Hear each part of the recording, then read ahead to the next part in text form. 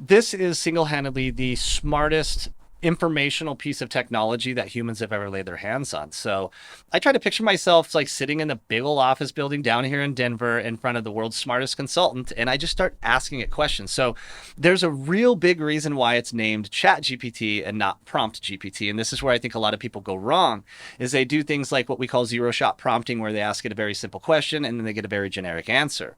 So if we start understanding that this is more of an iterative process where we're chatting with it to get these information out, then we can learn more things, because this is trained on the entire set of the internet. So like even back in the day when we saw ChatGPT 4 Turbo came out, we're way past that now, but ChatGPT 4 Turbo was trained on 1.8 trillion parameters across the internet.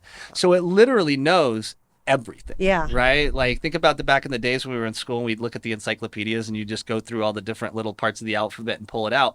Well, this is available on demand right now instantly. So when you think about, like, I've got this new real estate client and they're asking me these questions, like let's just say they're a first time home buyer and they don't really understand the process and they're not ready to go yet.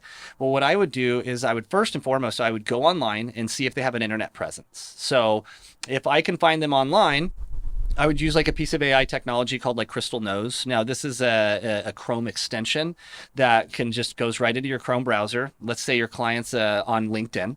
You go into LinkedIn, and what it'll do is it'll basically pull all of their social media posts. It'll browse the web to find out as much information about them then, and it can determine their personality type. So then I basically scrape their personality type off the internet, and now I can communicate with them in the way that they want to be communicated with subconsciously based on their personality type on the Like disc the profile. disc. Yeah. Yeah, exactly. Yeah, it uses Okay. a disc. So, if I find somebody that's a high C, then I know that this person's more data driven. And then I can utilize ChatGPT to pull that data that I want.